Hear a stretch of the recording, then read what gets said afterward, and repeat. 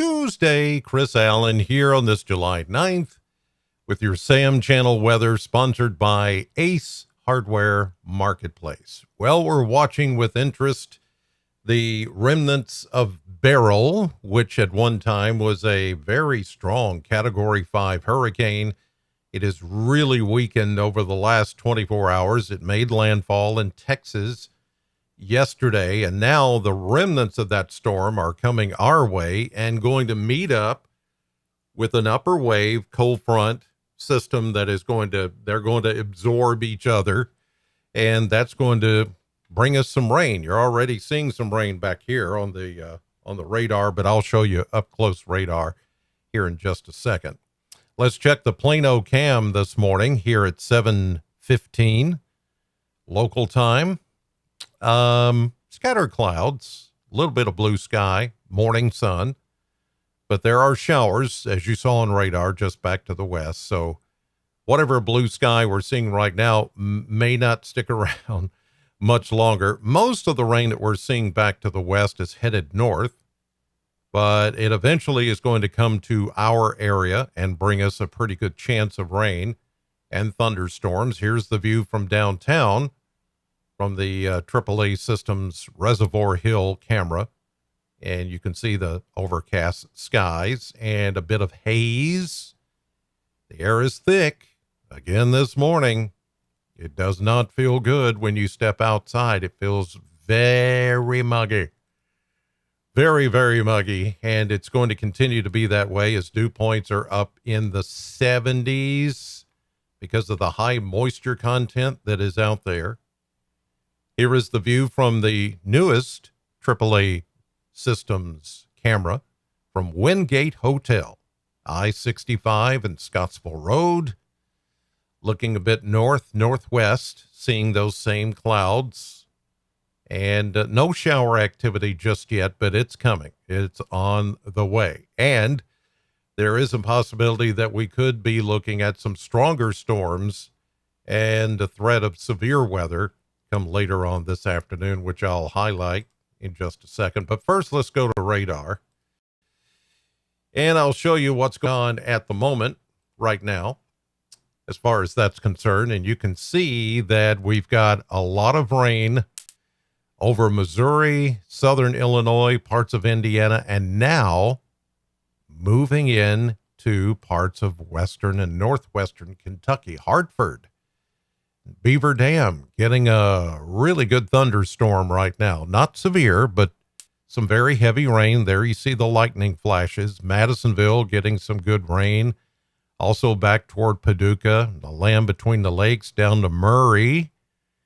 But look at this. This is a large shield of rain. This is really the upper wave, the upper trough that's coming in. And not until you get right here into parts of Arkansas, Mississippi, West Tennessee, do we see the remnants of what was Beryl. Now, it doesn't look like much right now, but the low is spinning about Conway, Arkansas, Little Rock area. And eventually, once we get a little more sunshine, this is all going to enhance. And as the remnants of Beryl meet up with this upper wave, then it's going to enhance the moisture over our area. And I do think we're going to get some thunderstorms, some briefly heavy rain. And there's even a risk that we could see a brief spin-up tornado. It's a possibility because of the way the atmosphere is all set up right now. There's a spin in the atmosphere, and just a really lot of moisture, a lot of wind that's going to be in this system once it comes closer to Kentucky. So we're seeing a few breaks in the clouds right now, as you saw in the cameras, but eventually we're going to get mostly cloudy. Now, if we can keep the clouds in here for much of the day, then there will be less of a threat of severe weather. But that's a big if.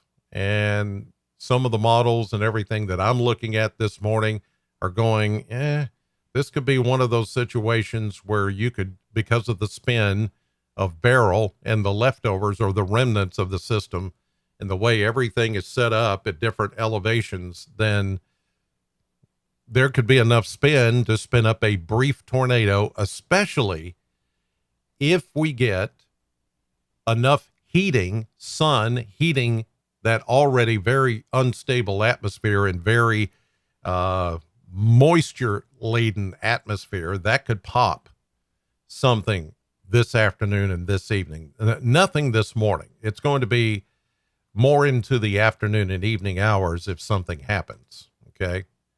Well, let's check mesonet temperatures, and it is warm and it is muggly. Yeah, muggly.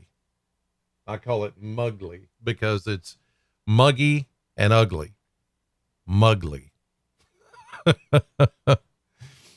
I just made that up. It's muggly. Mid 70s. Now, where you're getting rain back here in Western Kentucky, it's lower 70s, but mid 70s. Right here over South Central Kentucky, you put in the dew points. Ugh, horrible. Look at all these mid 70 dew points. That means we are at anywhere from 98 to 100% relative humidity. Whew, that's just nasty. Nasty. Let's check past 24-hour rainfall. We did pick up a little bit yesterday with those afternoon thunderstorms. 0.18 of an inch of rain at the Corvette plant, only 0.06 at the Ag Expo Center, almost a 1/4 inch west of Glasgow. But then you start to look back here, and this is rain from yesterday plus rain this morning. And look,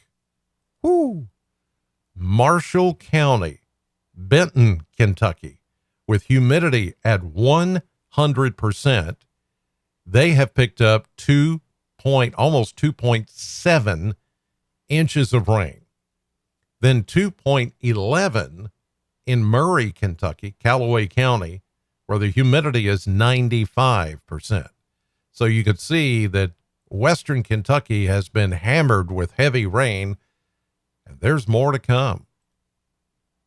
We haven't gotten the worst of it yet, but it's coming. The winds coming out of the northeast right now at about 5 to 10, with an occasional breeze where we're starting to see some of that rain back in Western Kentucky of up to 15 miles per hour. But I can tell you this afternoon, with any thunderstorms or heavy rain that comes in, the winds are going to pick up. And especially tomorrow, as the remnant low, or what was Beryl, moves away, we're going to pick up some winds tomorrow, Wednesday, maybe 30 to 40 miles per hour, some gusts that is going to come in, and it's going to be just a blustery afternoon and evening and tomorrow as well. Even though the rain chances go down tomorrow, it's still going to be kind of yuck. All right, here we go with the model blender. We've got maybe 90 to 92 today. And again, that depends on the amount of sun that we get. So I'm going closer to 90, thinking we're going to keep enough clouds in here to not go any higher than 90, but we could. We did yesterday. We hit 93, and I was calling for 90, 91. So it went a couple of degrees warmer yesterday. The average is 90. And we picked up almost a 1/4 inch of rain at the airport yesterday. And there you see a much cooler 85 for Wednesday, with mainly morning showers and then partial clearing and windy. I'm actually going 82, 83 for tomorrow. And by tomorrow afternoon, it'll start to feel pretty nice. And we get the lower humidity levels coming in. Same goes for Thursday. I'm going sunny and 87. They're showing 89 here. But after that, the heat is on. Yeah, the heat is on, as Glenn Fry once sang. Look at all those mid 90s, even upper 90s. pretty much all of next week. So, yeah, that's coming. And I don't see a whole lot of rain chances in any of that 10-day stretch. Yuck. Yuck. It's going to be muggly. It's going to be muggly. Yeah, I've coined a new word. Oh, boy. I'll hear the end of it now. All right. Here's a look at the maps. And you can see what we've got going on. Here's the remnant barrel. Now just a tropical depression, low pressure system, tropical low, warm front snaking through the area. And that's going to provide some lift as that warm front crosses into southern Kentucky, which is about to do now. It's going to lift that available moisture, and there's a lot of it, but it could also help trigger stronger storms this afternoon and this evening as this thing gets really organized. As you can see, and that low pressure system will be moving through northeastern Arkansas, the boot heel of Missouri, the southern tip of Illinois, and then move right across the Ohio River. Now, the heaviest of the rains are going to be in Missouri, Illinois, Indiana, western Kentucky. But for us, we'll be on the other side, the right side, or the east side of that low pressure system. And so our rain totals will not be as high as back to the northwest because the low pressure spins counterclockwise or like a clock going backwards. And so the better dynamics and the better threat for severe weather and flooding rains is going to be right along the Ohio River and the Wabash River and the Mississippi River. For us, we'll get a glancing blow, and there's the severe weather threat this evening into parts of Illinois.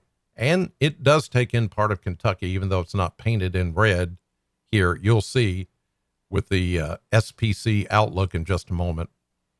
The system moves out. Wednesday morning, we start to see showers tapering down, but then because of the pressure gradient around that remnant low and high pressure to the west, the winds are going to pick up. You see some tight lines here around that low, tight isobars or equal lines of pressure. And that means we could have those wind gusts tomorrow, 30 to 40 miles per hour. It's at this point still called a tropical cyclone or tropical low. This is Wednesday morning into Wednesday evening. High pressure begins to build in. Very nice weather for Thursday into Friday. Then into Saturday, we see a couple of systems approaching. We get into Sunday. There could be a few isolated showers to our north and northwest. And then maybe Monday we're back to plain old good weather. But it's going to be hot and it's going to be muggy. I can guarantee that. All right, let me show you the severe weather risk for this afternoon and this evening. Okay, so here we go, step by step. Now I'm showing you all the product here, every bit of what the Storm Prediction Center or the SPC has put out for today. And this is the overall outlook. And you can see just north of Bowling Green, and, you know, of course, weather doesn't follow straight lines, but if you were to draw kind of a straight line, this would be mainly west of Bowling Green, northwest of Bowling Green, along the Western Kentucky Parkway, I-69, I-165, going up to Owensboro, all of Western Kentucky, southern Indiana, southern Illinois. That's where the level 2 slight risk is going to be for this afternoon and this evening. Level 1 surrounding it from Bowling Green, southeast and east. Okay. But let me detail this even further. Let's go to Let me change this. Okay. This is the tornado outlook. Okay. Let me zoom in. Okay. There we go. The tornado outlook. Now, you can see that east of 65, there is a 2 to 4 chance, 2 to 4% chance of a tornado within 25 miles of any point. So wherever point you live, there's a 2 to 4% chance of it happening. Where you see this kind of brown color in that level 2 risk area is a 5 to 9% chance of a tornado this afternoon.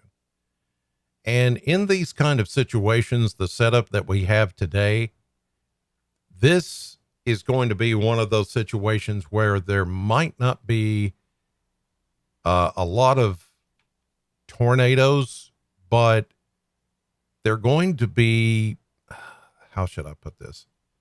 They could easily form just because, as I mentioned earlier, of the spin that is in the atmosphere from the remnants of Beryl. Remember, Beryl was a Category 5 hurricane, and it's been out in the waters for so long, and it's just spinning and spinning and spinning some heavy rain and tornadoes. There were something like 95 tornado warnings in Texas yesterday.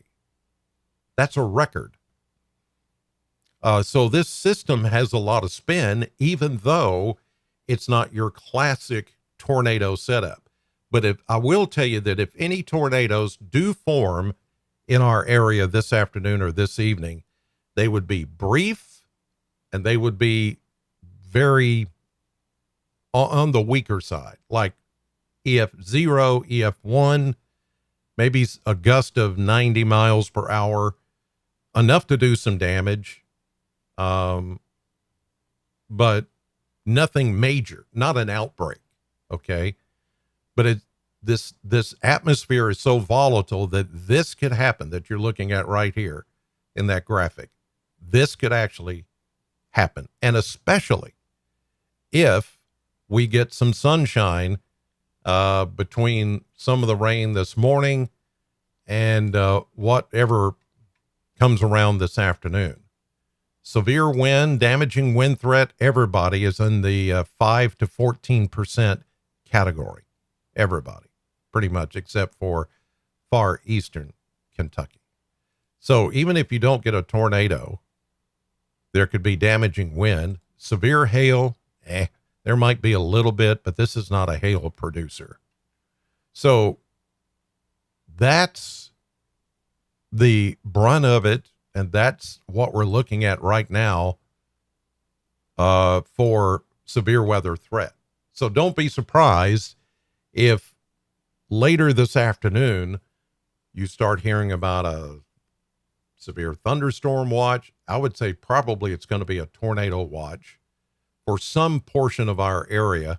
And you may think, well, is there anything going on? Are we expecting tornadoes? It's a possibility, but it's going to be on the brief, lower end of things. That doesn't mean you need to take any less precaution, because even the small, brief tornadoes can do some damage. And here's the thing about these. If any tornadoes get going this afternoon, they may not be with warnings. Use this as your warning for later. In other words, have your weather radio turned on. Make sure you've got your News 40 weather app on your phone, which you can download right there using the QR code, and download it. That way you'll know the warnings, you'll know lightning detection, you'll know any bulletins that come out instantly. Same as if you listen to SAM 100.7 or watch News 40. CBS or NBC, you'll get the instant warnings. But any tornado warnings would be brief, quick, and not very powerful, but they could do some damage. Bring down a tree or bring down a tree on a power line or something like that. I mean, let's hope not. fingers crossed that we keep it mainly cloudy through the afternoon and evening. That would cut down on instability, and then maybe not so bad. But this is going to be one of those times when it's going to be very difficult to, we need to put out a warning. Because by the time that little spin up occurs, it's gone within a matter of minutes. And then the weather service puts out the warning. And then it's like, well, now it's too late. It's already gone. These could be those little blips that show up on the radar for one frame, and then they go away. It's going to be very, very tricky. So just be on the ready this afternoon and evening should that happen. And of course, we'll be following it all day. All right. In the meantime, God bless you. Thank you for watching as always, and have yourself